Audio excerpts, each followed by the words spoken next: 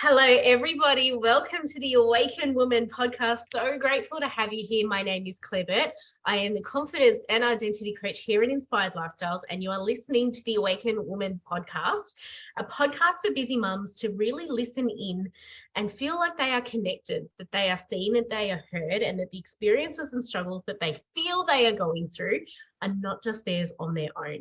And I'm joined often by very, very special guests like today, who share common struggles we feel as women, where we feel that we are just not seen, not heard, or appreciated, and we just feel a little stuck in our circumstances. Today is going to be an amazing episode, and I am joined by Teresa Stuber, all the way from Canada. I'm in Melbourne, Teresa is in Canada, and Teresa, welcome to the Awaken Woman podcast. So grateful to have you. Thank you. Thanks for having me. Excited to be here. Yeah, it's awesome. So it's Tuesday night for Teresa. It is a Wednesday morning here. And today we are both going to be speaking about feeling into your power. Why women, we feel so compelled to follow others rather than feel brave and decide and feel curious about their life, their circumstances, their careers, and why we settle. So this is going to be a really important conversation for women to find their confidence and to feel secure in their decisions, that they are deciding and living life basically on purposefully on how they feel, which is really important because I think we give away a lot of our power across our journey from woman to mum and then through the transitions. So Teresa, welcome. Who is Teresa in a nutshell? In a nutshell, I'm a mother. Or a very I'm big a nutshell. Teacher. A big nutshell. I'm a caretaker. I'm a wife. I'm just like a whole bunch of different things. And that's kind of me. I don't know. I'm just such an open person with lots of different things. So I like to just dabble in lots of everything. Yeah. What are you finding you're enjoying most dabbling in at the moment? I'm dabbling in some like arts. I'm not like a huge artsy person, but I'm like dabbling in like herbs and flowers and like making art with that, and kind of stepping into some birth work stuff, and momhood. I'm definitely stepping into momhood. That's a big step. Exactly. We've constantly got one foot in the mumhood, don't we? Yeah, always. Yeah. Then trying to figure out who I am through that. And yeah, that's where I'm at right now. That is such a story that everybody listening will have, who trying to figure out who we are and making sure that we are wearing the right hat in the right responsibility, because we don't want to be wearing a mum hat when we're a wife, because that creates exactly all the British issue, and we don't want to be wearing our wife hat with our kids. So thank you so much for sharing. I love it how we just dabble, and I love it how so many women have just more than just a wife and a mum and a woman. I love that.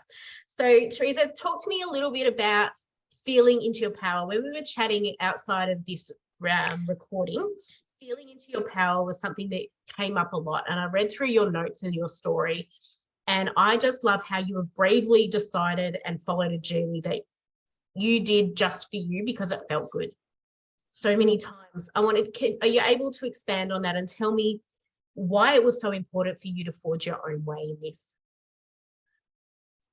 Like it kind of, I guess, stems from like growing up. So like I was raised in a very Mennonite Christian household, which like I totally learned a lot from being that, and that's still a part of who I am in a sense. But I was always like, I was a third of 4 kids.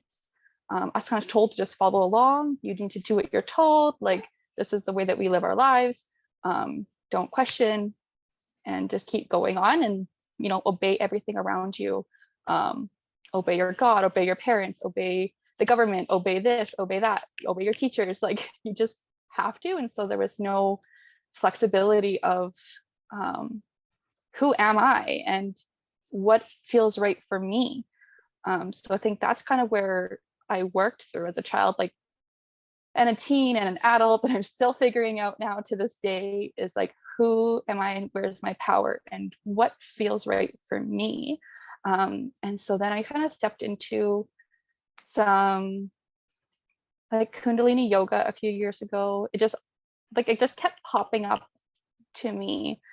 and I didn't really know what that was. And I was like, okay, well, I will just try it out. I don't know. And it was the most healing experience I've really ever felt, ever. Like, you know, people say that's just like such a beautiful release of your nervous system.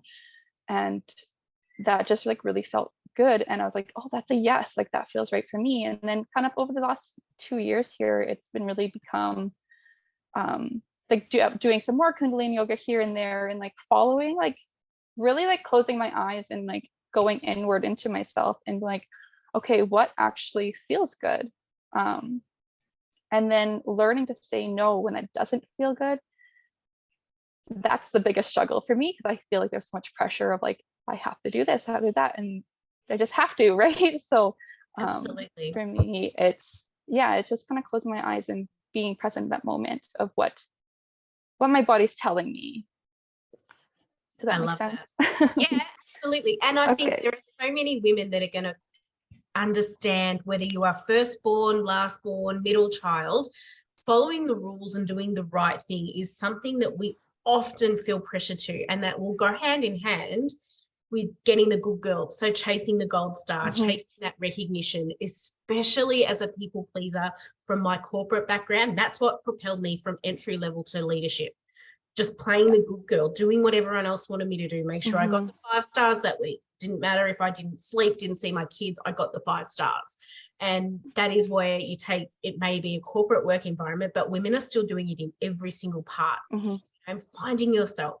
How has your ripple effect, so your family and your immediate family, responded to you now being able to find that spiritual work? How have they benefited from you?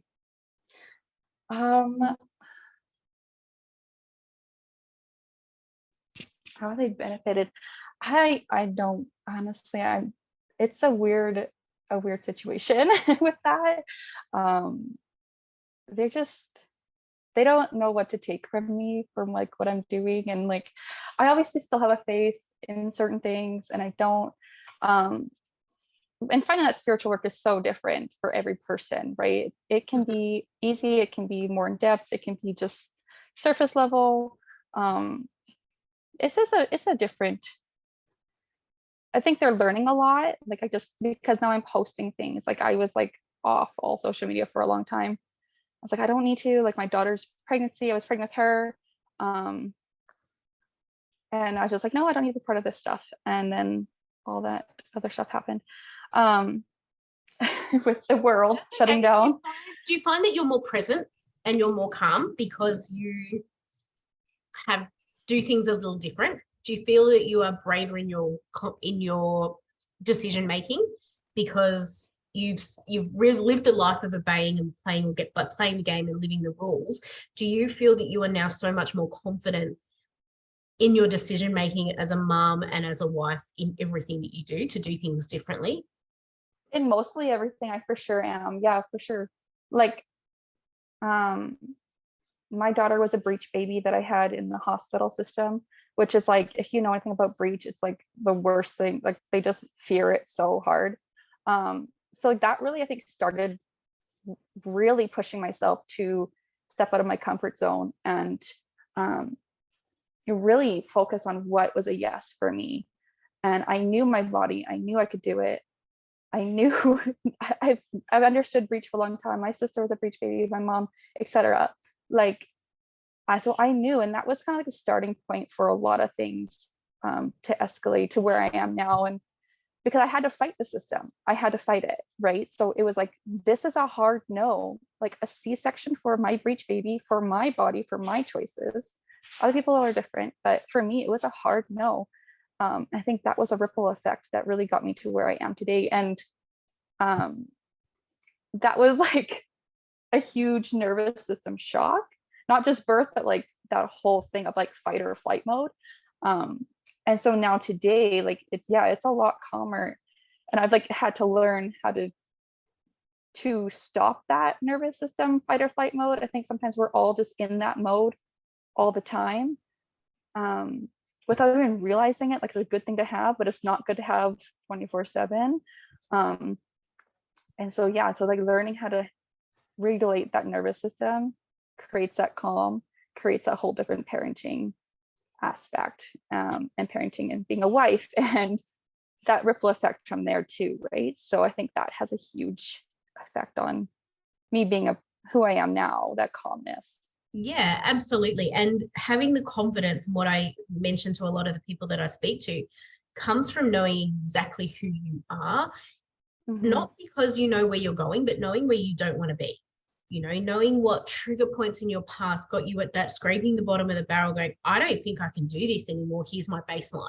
Finding your baseline helps you recalibrate and jump further up again. And knowing where you don't want to be and who you don't want to be seated next to in career-wise, toxicity in friendships, circles that drain your life, knowing where you don't want to be in those two circumstances are so beneficial to every single woman's journey, whether you're a wife or a mum, because you stop sitting at tables where you are getting taken advantage of. You stop taking the easy options. You stop shuffling papers around your desk to create this mask of being busy all the time, because that's stopping you from being so present in taking the bloody action to go for what you want. The difference between people that get what they want and people that don't is because they've taken that brave action, right? We've all hit that bottom marker and gone, I'm not doing this anymore. I want this. I want that. That's what's super important. And I like that, because it's like I've really been focusing on like that. Where do I belong? And like, who are the people that's going to challenge me positively towards me, right? Like, understanding when you're in the wrong room is such a big thing. You're like, wow, I am a different person than the people I'm in this room with. I don't belong in here. Like, and that feeling of when you finally feel that when you're in a space is like so enlightening. You're like, I don't have to see these people anymore. I don't have to be around these people anymore. They're not progressing me further where I want to be personally. They're not the right people for me. And then, speaking that out into the community, into the universe, into you, whatever. And then those people come along for you and you're like, oh, these are my people. I finally feel like I have a community of people around me that are encouraging me to be the best person I want to be. Absolutely. Right. And that goes for everybody. Like that enlightenment feeling of like, I'm in the wrong room. I don't belong here. Exactly. But it's something that we teach our kids, right? And I'm a massive, massive advocate. If you are going to tell your kids to do one thing, you must act on the same for you. You cannot live in contradiction.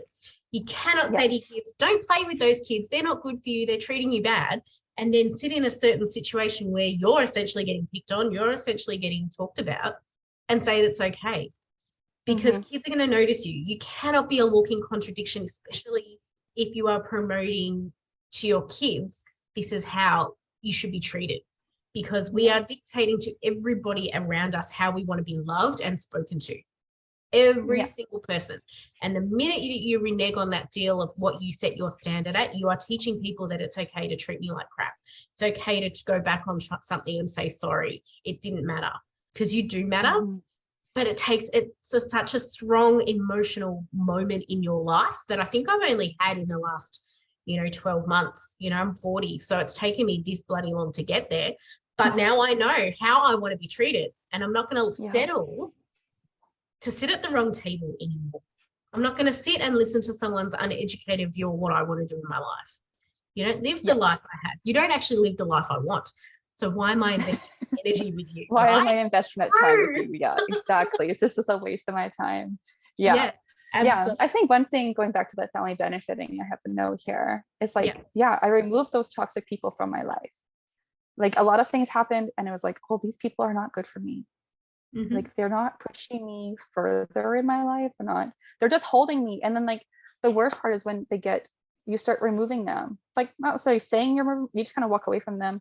And then they get like mad at you for not being with them anymore. It's like, okay, but I'm doing this now. Like crap, so I'm not going to take it anymore. So they just want to hold you back. They suck you in every time. They make you feel guilty and ashamed for what you're doing and how you're trying to better yourself. And they're like, no, you can't do that. You need to stay comfortable with us.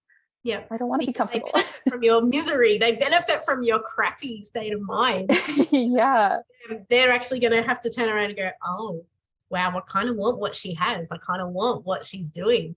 They're going to have to unlock all their baggage. And unless been in that yuck situation, they're not going to want to do it, right? Yeah, and like a stronger family dynamic too. Like now that we've done that, we've done the work, we're all closer together. Like my husband and I, we're really closer together now than we were like 5 years ago or whatever. And like healing that inner child within.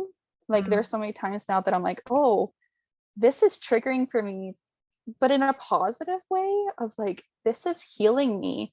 What I'm doing is healing. And I'm like holding that little girl inside me and like, yeah, this was okay for you to ask these questions and to see these answers and to see this progress, right? Like this is all healing. And then you see your child see you do that. And then it's like, oh, this is a beautiful step for the next step that we need to go on, right? Like, yeah, just healing those inner child and doing that work inside.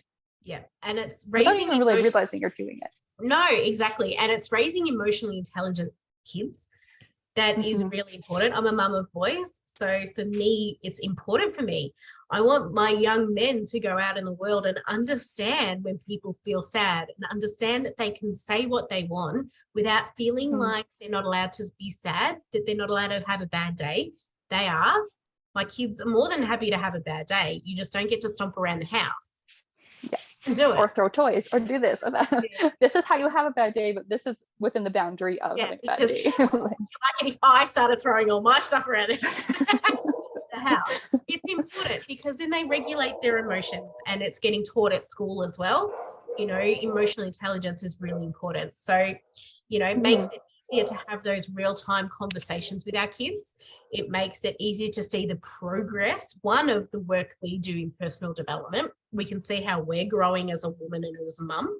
And then we get to see that benefit in our kids too, which is so important, because getting A pluses, getting A's is amazing.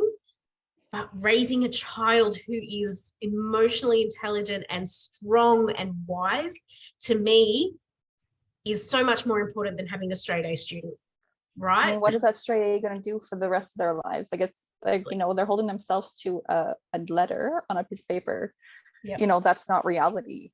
No. Like, great, I'm glad that you're getting A's, but what happens when you leave that school and you're not worth that anymore to a corporate job, to a person, to yourself? Like, what does that really mean? Yeah. And what does it mean if you're not strong enough to leave a situation that you know you don't fit into?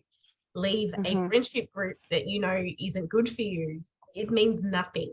And that is what we need to teach in terms of strength with our kids as well. That is where the comparison factor comes in, and where we as women need to stop comparing, because our kids are seeing that. You know, when we compare ourselves to people, to places, to experiences, to materialistic stuff, our kids are saying, well, in order to be this, I need to have this. And that is not what we need to teach our kids as well. It's not the balance that we have. And that's a totally different topic of what we're talking about. But feeling into your power is that we need to make sure that it is the example, right? Yeah. And it's uncomfortable, like, because especially for me, like, you know, finding my power was, I'm not going to do these things with my child. I'm not going to do XYZ. And nobody around me had ever done that kind of stuff, right? Like, oh, we don't do that, or we all do that, or, you know, like, that's weird. Why wouldn't you do that? And so it was like, well, I'm going to do it because it feels right for me. You know, I don't feel comfortable doing that with my child. Like, and so it was just taking that stand for myself and saying, like, it's okay that I am different than everybody else. It's okay that I believe different than everybody else, because this is my choice. This is my child. This is my parenting style. Right. And so, and once you kind of like sift through that and sit in those feelings of uncomfortableness and realizing you kind of feel like you're a little bit isolated, like you find other people come into your life at that point. You're like, oh, okay, I'm not abnormal. Like, you know, the way I'm choosing to parent is beautiful because it's the way I'm choosing to parent, right? Like, you know, so I think just finding your people in the end, finding that community to surround you with. They're always out there. You just have to kind of look. You got to dig a little deeper. You got to scratch dig a little bit, you know, and wander it on your own, but too, right? Like, it's okay to be on your own. It's okay to do that. And it's the confidence to go, you know, you're going to get judged for it, but I don't allow that judgment to stick. I don't take that. I don't absorb that, because that's every emotion we feel is just an emotion. There's no good or there's no bad. And everyone will have something depending on, like you said, your triggers, depending on what their circumstances are. And if you feel like you're a black sheep, that is an amazing thing, because the comments, like every single comment that you said, but the one that, we don't do that in our family. No one in our family has done that before. Comments that keep us held back, they're not going to do anything. If you decide you want to earn money online, if you decide you want to connect with women in Canada over a podcast, there's nothing wrong with that, right? Just because my parents didn't have this technology doesn't mean it's bad. Doesn't mean there is good and bad in everything. I think if you've just got to be brave enough, and Teresa, like you are doing, you are standing in your own conviction based purely on what feels good to you. You are leading by your intuition. And that is one of the single most life skills that you cannot teach. You've just got to feel into it, right? It's that gut and feel. It's so hard to explain to somebody too, that it's like, I just don't feel that feels good for me right now. And they're like, what? It doesn't feel good. Like, just do it. I'm like, no, I'm good. Yeah. I'm like, no, I don't want to. I just didn't feel like it. Like my eldest son today didn't unpack the dishwasher before school, and I'm like, mate, why? You just didn't feel it. I'm like, that's cool. Great that you appreciate the honesty, but you still got to do it, mate.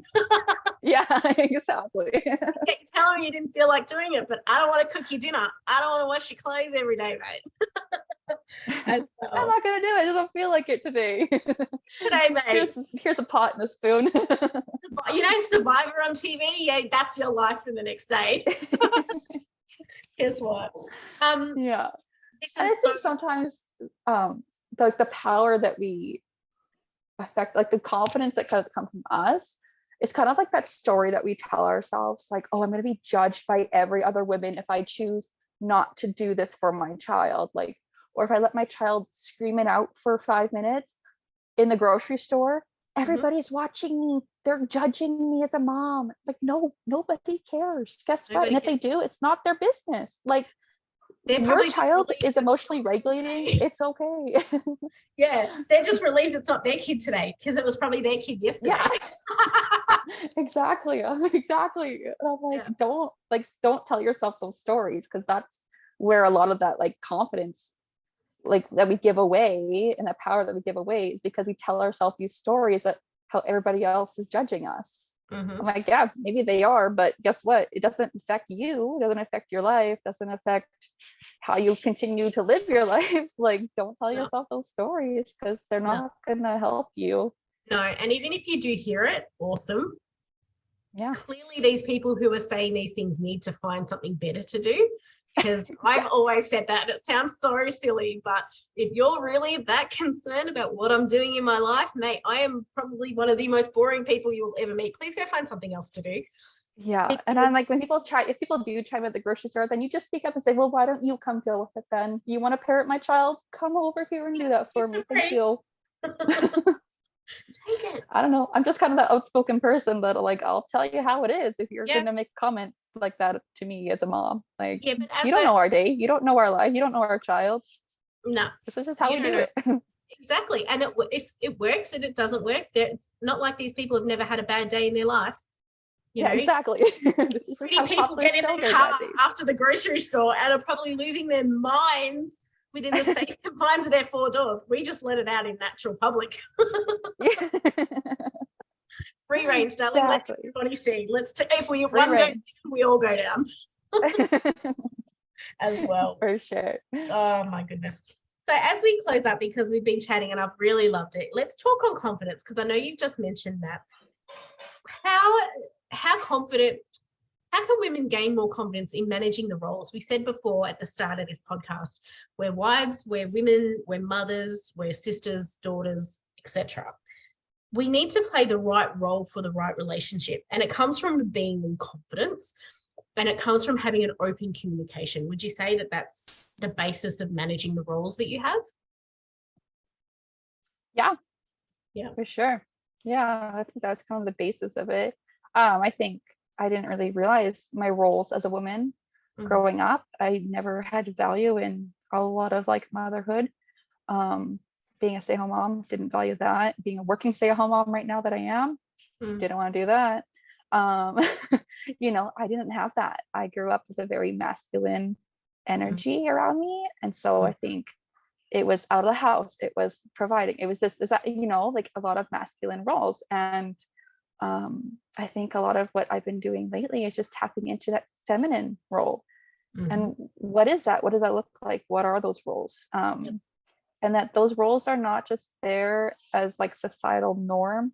Like those roles are there because that's a natural instinct for us as women to do. And I think just balancing them is so, it's more like a rhythm. Like you have to find that rhythm to go with it. Like balancing is like equal, right? It's kind of that rhythm. Like some days you're not going to get the house clean.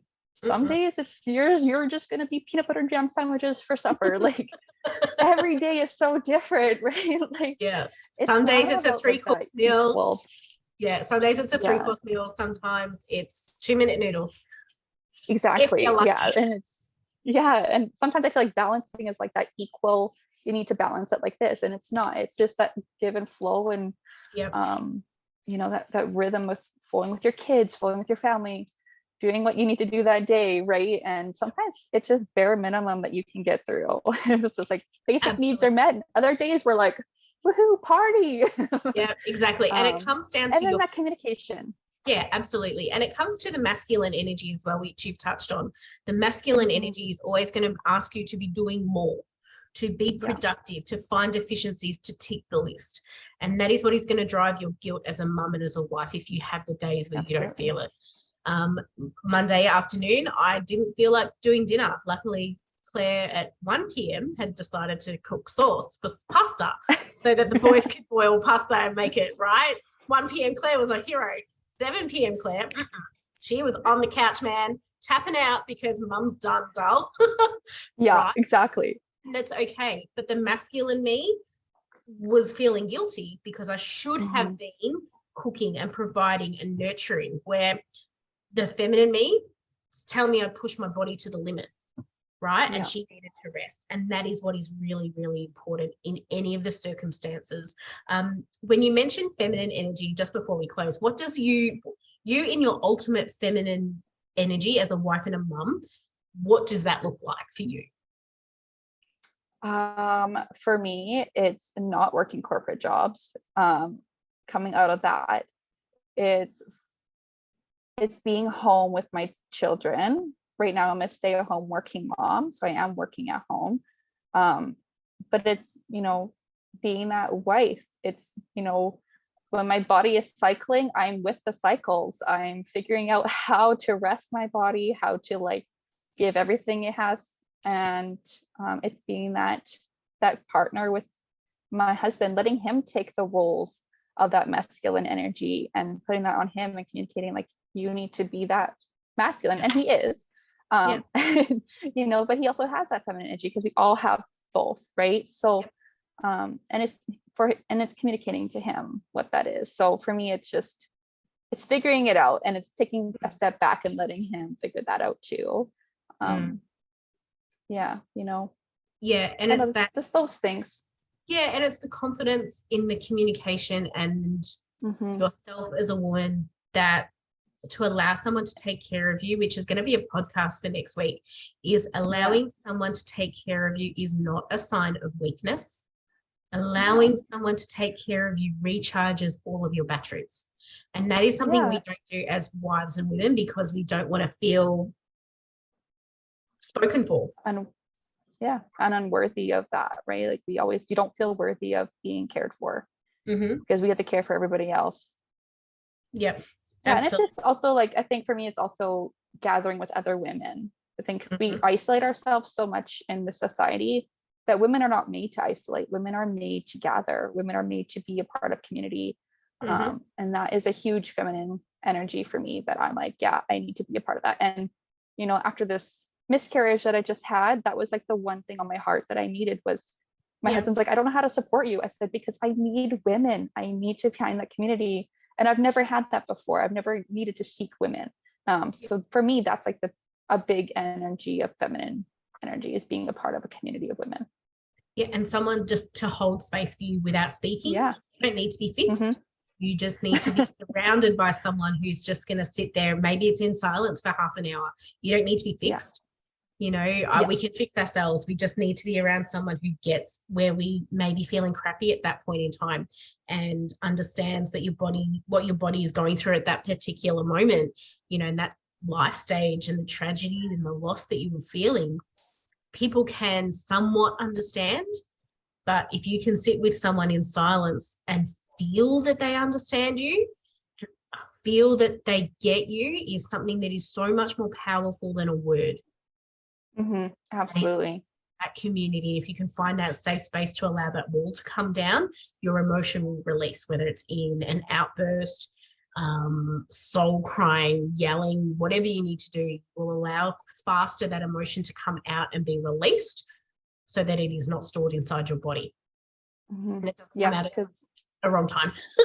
And I think that masculine energy sometimes overpowers that, and it's like, no, you can't feel that. You don't need to feel that. And it's like, yes, I do. And it's coming out more, right? So it's this balance of those energies and what needs to come forward first compared to the other one, right? Yeah.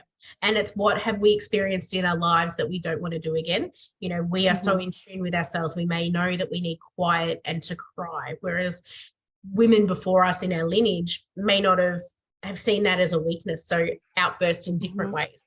Are we wanting to replicate what we had, or are we drawing the line in the sand and showing people that it's okay to release? It's actually better for you to quickly release that energy. It needed to come out and not judge how it came out. And if you can get to that point, that is something that is really powerful for women, and feeling into that. And I like that you brought up the lineage in that, because it's also healing within the lineage. Like I know, you know, a lot of our people were in wars and stuff, and that was weakness. And so I like that you brought up that lineage, because you know what, as we cry, we're not just crying for ourselves, we're crying for every woman before us that couldn't, right? And we live in the most opportunistic time in history as women. We are seen, we are heard. Coming from a very privileged Caucasian woman who is in a very privileged nation, right? So yes, we live in the most opportunistic time, and I understand how privileged I am. But it doesn't mean that we sit in the same space 50 years ago when, like you said, wars were on, where scarcity mindset reigns. We don't have that now. So we need to empower each other and feel into what that looks like going forward, so that we leave that with the next person and we become that change maker in our lineage, which is really, really important too. For sure. Teresa, we have chatted for 35 minutes. I told you we'd almost go over. I love it. I love these chats. They go, everyone listening, I did have questions that I did send Teresa, and I think I've asked maybe 2. We just go on random tangents, and it's been the best chat. I've really, really enjoyed listening to your story, and the way that you are confident and you stand in what you believe in for yourself and your family is just incredible. So thank you so much for joining me. Thank you for having me.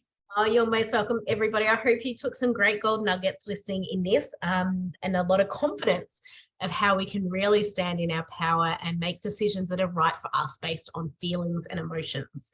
So I hope you take that. Please go ahead and follow Teresa's page. I'm going to tag it in all of the comments below, and show some love for Teresa showing up for us on a Tuesday evening in Canada. And to everybody listening, stay tuned. There is going to be some amazing content coming. And Teresa, thank you so much for joining us. Thank you.